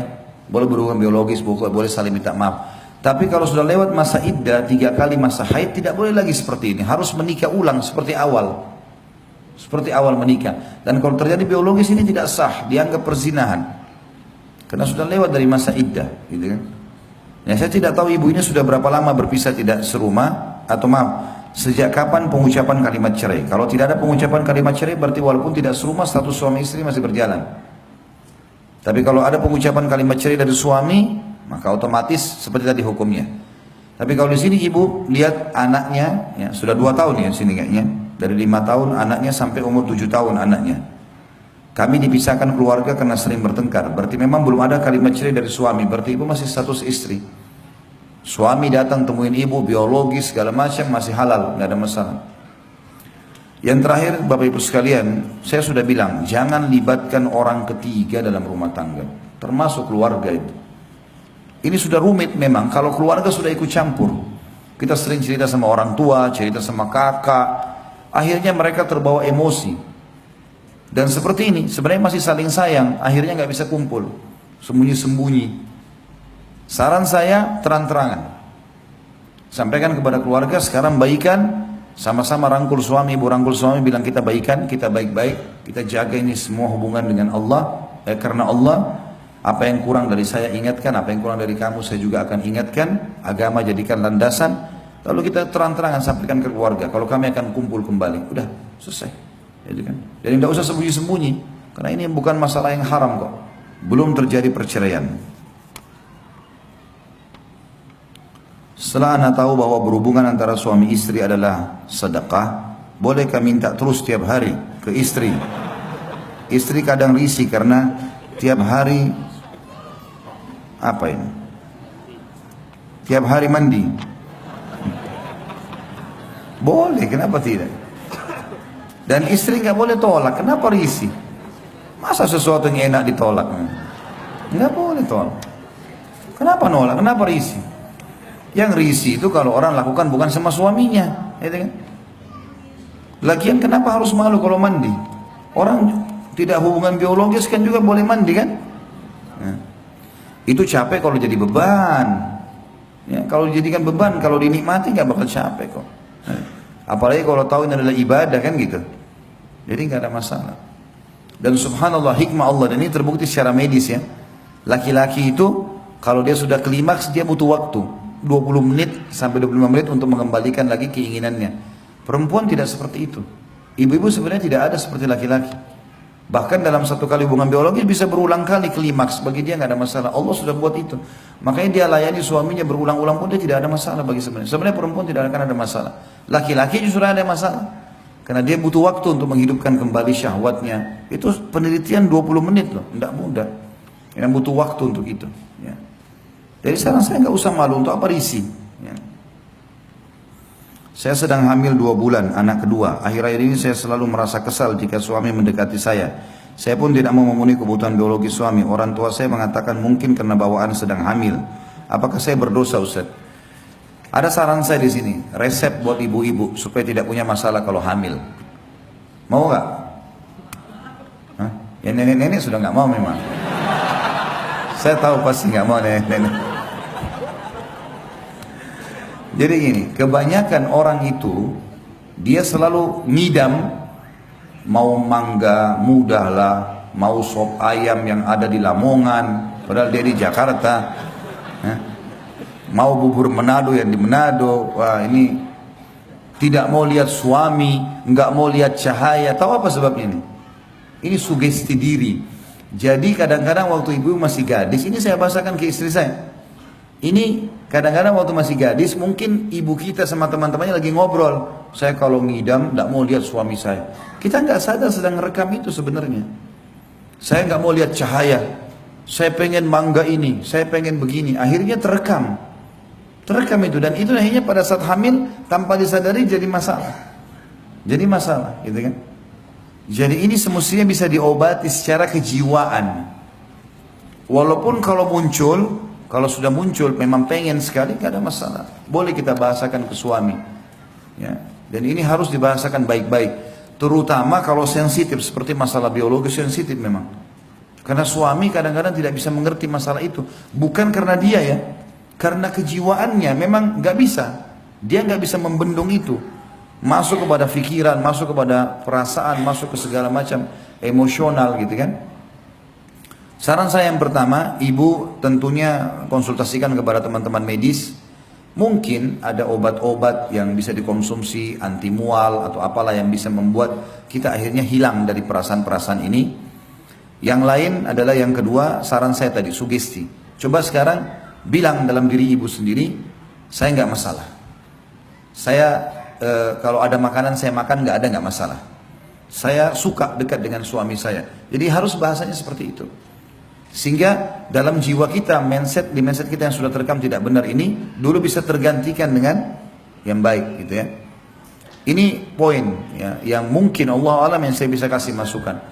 Kalau misal pun ibu datang perasaan, dan banyak istiadah kepada Allah ya, karena tidak melayani suami ini dari syaitan biasanya. Kalau misalnya sudah konsultasi sama medis tadi poin pertama, ternyata memang ada hormon tertentu yang ibu miliki, mungkin tidak umumnya pada wanita, dan itu memang membuat perasaan tidak mau berhubungan biologis. Tentu pada saat konsultasi sama dokter, ajak suami. Jadi ibu tenang, suami juga tenang. Memang ibu istri, misalnya dokter bilang memang istrinya bapak ini begini keadaannya, mungkin bisa dimengerti. Insya Allah kan dengan konsultasi sama dokter dia bisa paham. Atau mungkin ibu yang dibahasakan, indah bu, ini cuma sugesti ibu, nggak apa-apa, ibu biologis nggak apa-apa. Kita tahu wanita hamil nggak ada masalah dengan biologis. Itu cuma keyakinan orang Yahudi ya. Makanya pernah di zaman Nabi SAW terjadi, orang-orang Yahudi menyebarkan berita kalau wanita hamil tidak boleh digauli. Dan kalau digauli anaknya bisa juling. Begitu keyakinan orang Yahudi di Madinah.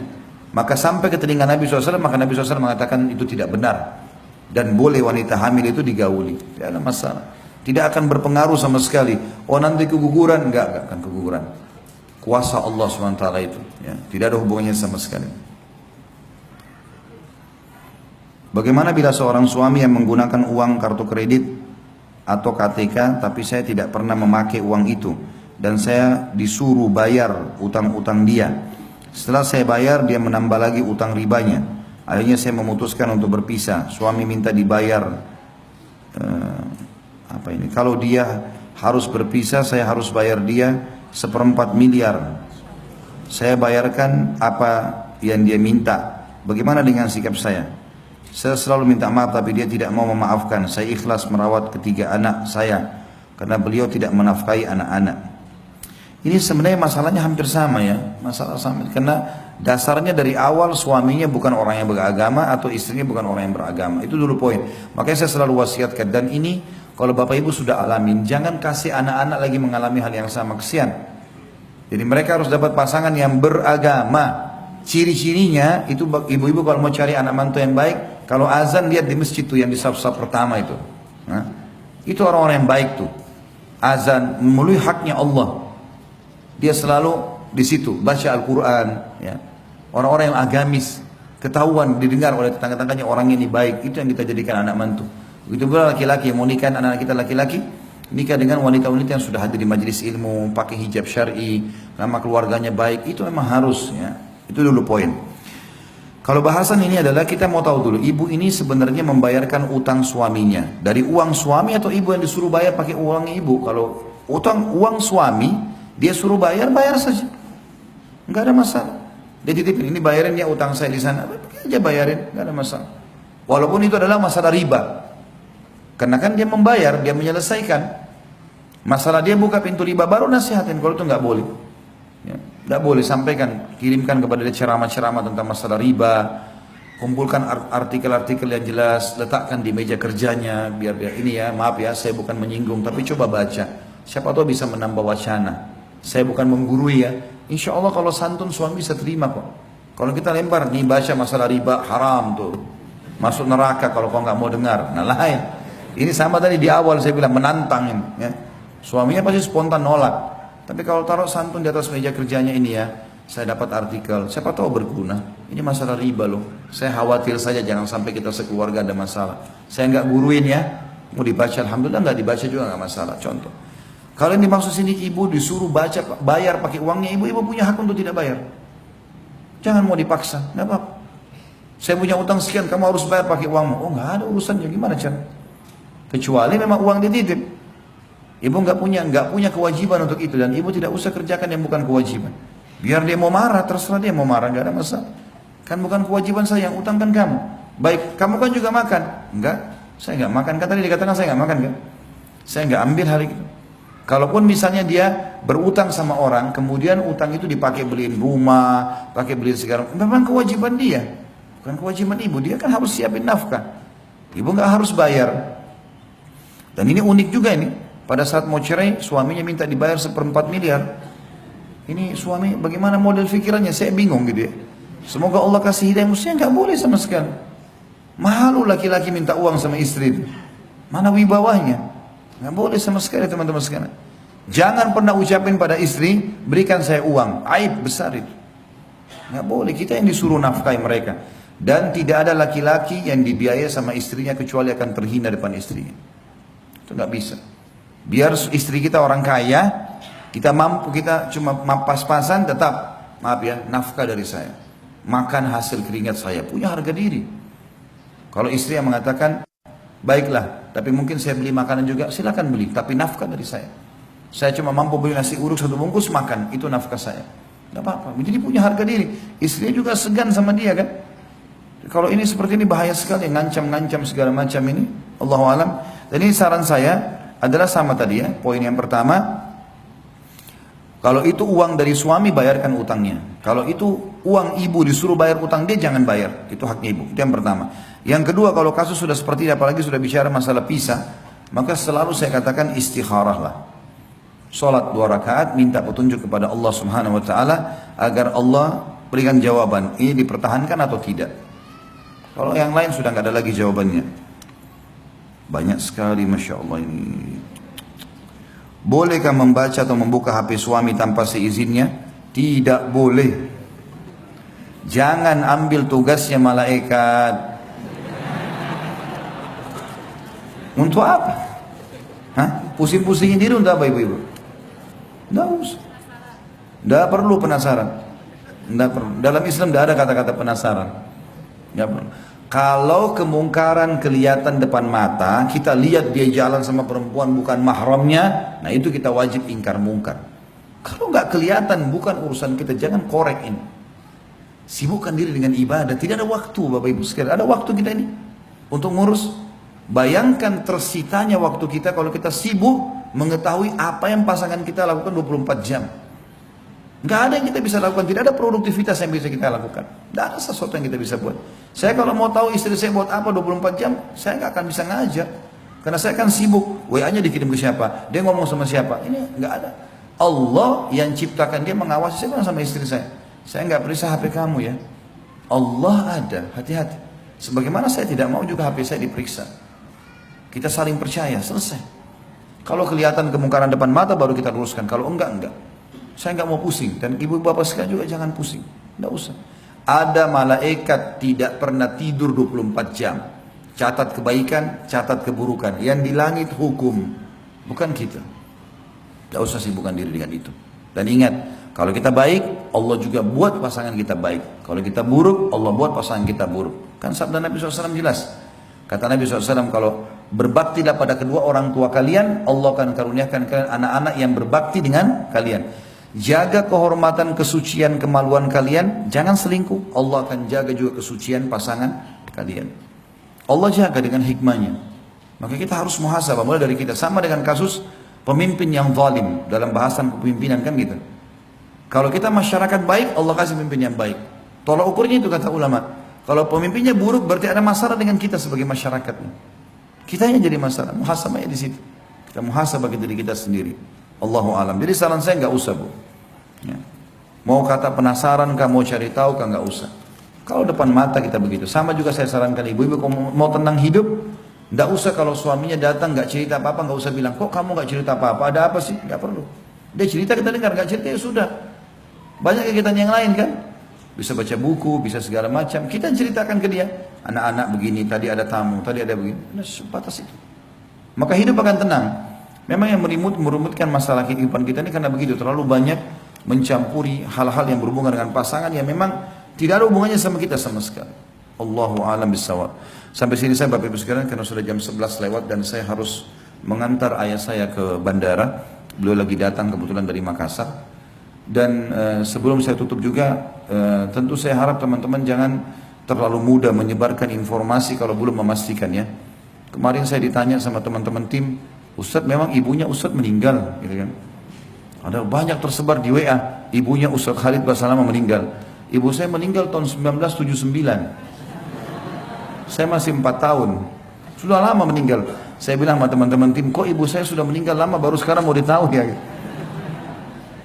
Ayah saya alhamdulillah menikah lagi, ada pasangan beliau dan ibu saya anggap ibu saya dan ada beliau di Jakarta dan akan berangkat hari ini ke Makassar. Jadi nggak ada. Tapi sudah diekspos di mana-mana. Ini harus hati-hati terima berita seperti ini, gitu kan? Sama juga informasi saya akan menemani ayah saya ke bandara, bukan saya yang ke Makassar ini. Ya. Tadi sudah ada berita begitu, katanya mau ke Makassar gitu. Padahal sebenarnya tidak. Allahu a'lam. Jadi kita harus lebih hati-hati, apalagi sebarin berita sebelum tabayun, tidak boleh. Yang begitu saya Bapak Ibu sekalian, subhanakallahumma bihamdika, asyhadu an la ilaha illa anta astaghfiruka wa atubu ilaik. Wassalamualaikum warahmatullahi wabarakatuh. Seperti tadi ya, sudah ambil belum?